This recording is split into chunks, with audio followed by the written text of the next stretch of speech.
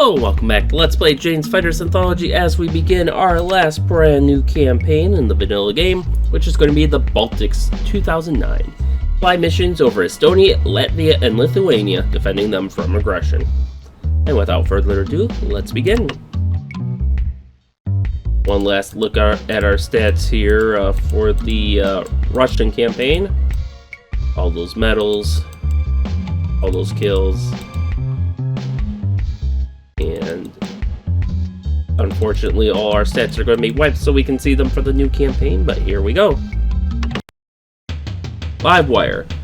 Our new airbase. Date July 6, local time 06:45 hours. Weather clear. Situation: after suffering years of economic hardship, political corruption, and widespread social decay, the Russian people rejected their liberal, pro-Western leaders and elected neo-communists to the most important political positions in the country.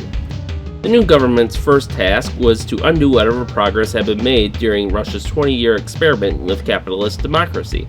Free market reforms instituted in the 1990s were dismantled, and all political parties not firmly rooted in Marxist-Leninist doctrine were summarily outlawed. With the opposition silenced and a command economy reinstated, the internal security of the state was more or less assured. The communists could now focus their attention on their ultimate goal, the rebuilding of Russia's once proud empire. Declaring the 1991 dissolution of the Soviet Union an illegal act perpetrated by traitors and foreign agents, the communists demanded the immediate economic, political, and military reintegration of all former states of the Soviet Union into a single unified entity. The first goal was to occupy the border countries that made up Russia's so-called near abroad, the Ukraine, Belarus, and the Baltic States. Belarus was invaded in June 2008. With the help of 25 million ethnic Russians living in the Belarusian countryside, the Red Army swept aside the country's meager defenses. The country sued for unconditional peace after only a few weeks of fighting. The sight of an aggressive and outwardly expansionist Russia caused widespread panic in Eastern and Central Europe. The Western powers, seeking to contain the Russian threat, reacted by hastily extending membership in NATO to former Russian satellite states. By early 2010, NATO had secured bases in the Baltic States, Poland, Slovenia, and Romania.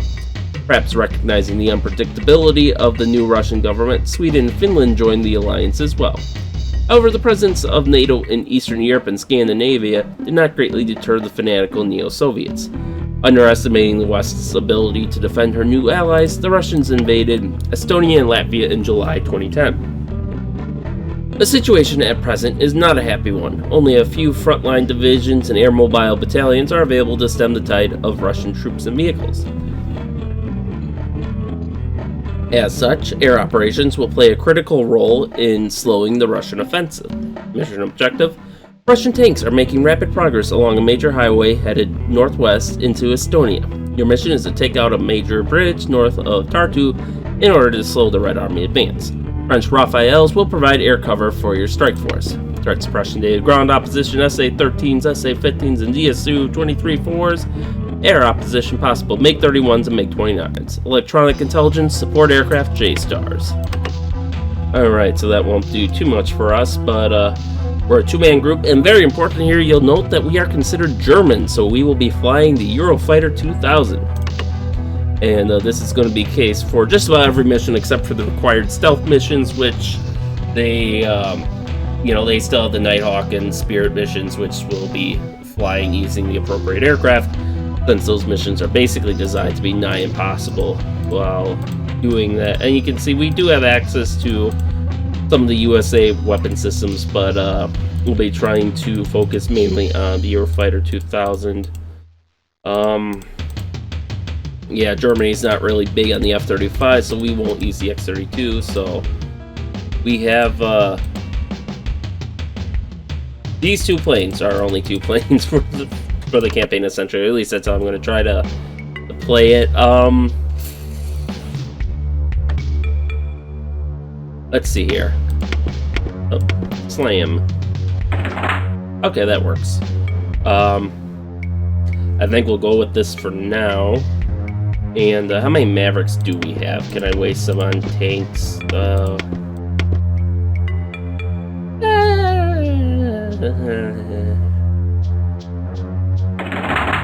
Let's lighten our load a bit, and then I think that'll be good. So with that, let's kick the tires and light the fires.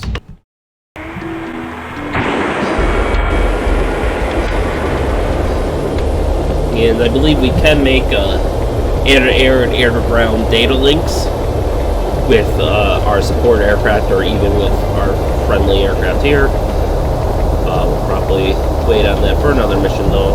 We should have built in. Really? Airborne. Okay, so I think this must be representative of maybe the first tranche Eurofighters, since it's not giving us a built-in IR system, which is very interesting. But we will immediately set out to destroy the bridge. This should be a pretty simple mission. In fact, I believe there's even an Easter egg on this mission. I would recommend going to Damson's channel if you want to see it, but I want to say on one of these islands, and maybe if we have enough fuel, we'll take a look. Oops. But on one of those islands, I do believe there's a castle guarded by the atomic moth.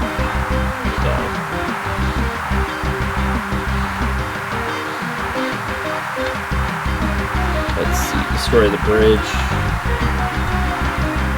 I see no threat emitters yet, and I am more than willing to use our standoff weapon systems here. Although the main issue will be is if we can actually pick it up on our air-to-ground radar. Now, oh, there's the Tartu Air Base. Alright, so the bridge should be within radar range. There we go.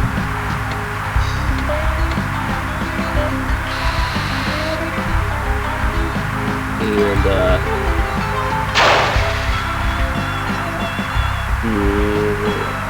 I don't think this is gonna work. Because, and we could... I don't think it's gonna work, because I believe it's an IR link. So, actually, I don't even know if these are going to work. But we're in visual range. Let's see if we get... Oh, it looks like we are getting a lock. Try to shut them up a bit. Inbound, waypoint Bravo, bearing 92, climb to Angel 6. Alright, that one went through, so we're going to be firing our other Maverick. Structure, your That one is blue, so we're actually just going to... we're going to hand that one off to Ringman. And maybe he can cheat his way to victory here.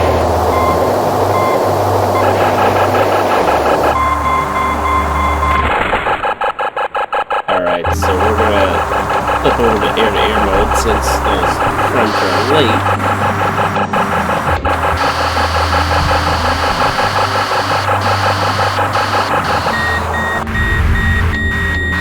Alright,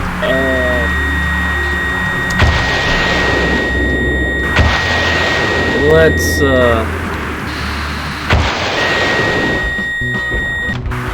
alright, our wingman managed to get it. And we got one aircraft damage. Looks like the French finished off another. So with that in hand, we are going to head west. Yeah, I didn't want to waste the standoff land attack missile just in case. I didn't know how. Cause I imagine we're only getting like 25 of those, so I didn't want to waste one on a miss. But today was a learning experience. I kind of assumed that the Eurofighter would have IR, and it doesn't. I think again that's because when this game was made, only the first tranche of Eurofighters was out, I believe. So, and those first ones maybe didn't have as sophisticated an IR suite as the other, as the later tranches, so they might have just omitted it. Oh, cool, super cruise. I think I'm not gonna search for it for long, but I do believe that the castle is on this island. I suppose I could use air-to-ground radar to try and pick it up, but not seeing anything in our scans here. Yeah, this island's bare.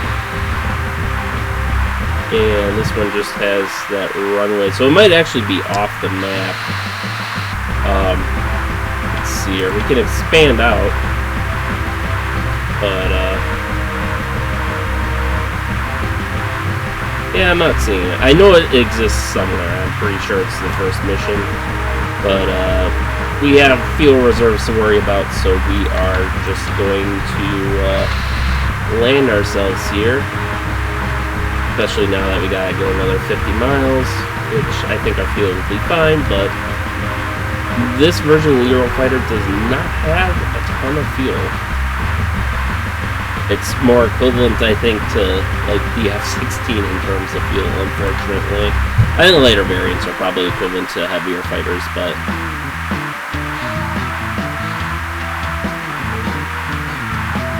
alright, so we're going to set up for our landing approach here, and it looks like that should do us perfectly, so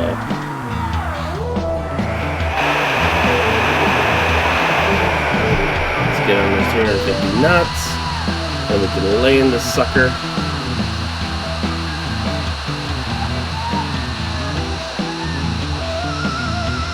There we go, 10% thrust. We could probably cut the brake for now. It looks like they have us landing on the smaller strip here, so we will do that. A little more thrust. We are a bit loaded down with that slam, or the land attack missile.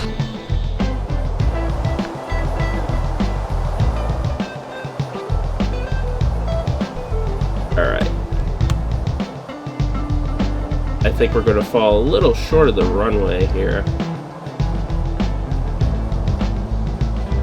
Or maybe not. Welcome back. Oh, right at the beginning of the runway.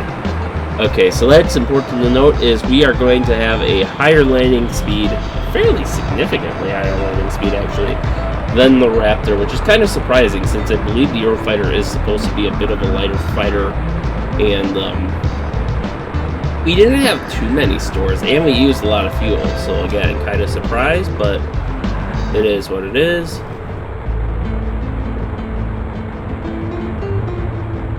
So we'll just taxi over to our parking space here.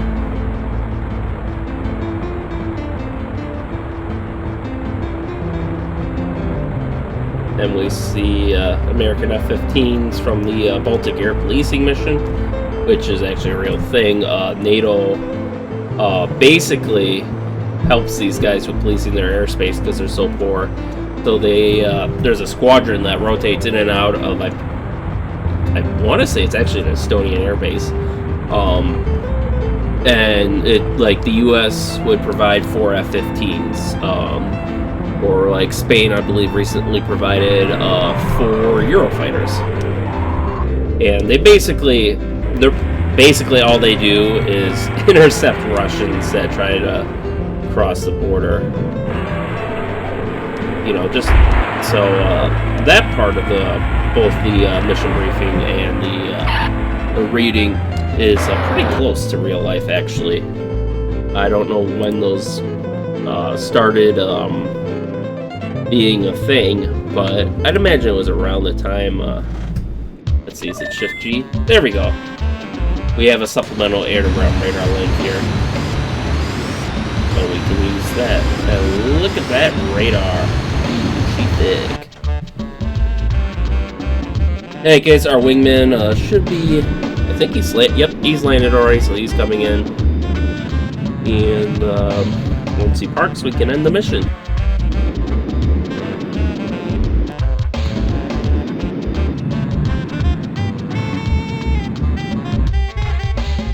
Oh, is he? Yep, he's gonna park inside of us. Oh, not quite.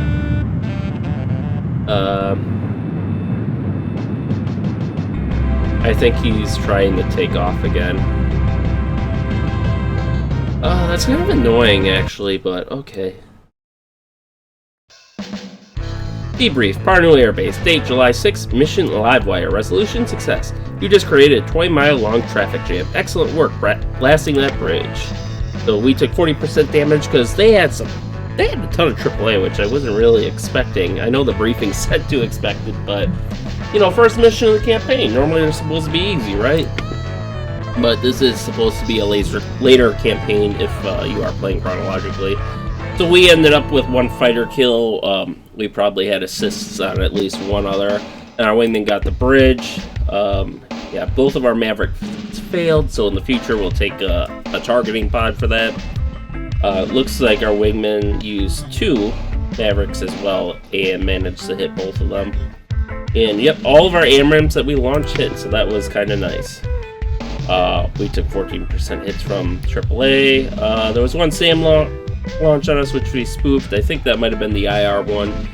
They might have had a man-pad in that area, or what is it, SA-8 or something like that. One of those smaller vehicle-mounted ones that they can slap on a BRDM. And then there are 8 air missile launches on us from the MiGs, and we managed to spoof those. So we do have a fair bit of damage, but we can fortunately repair it all in time for our next story. So with that, thank you all for watching, and stay tuned for next time, and we will see you then.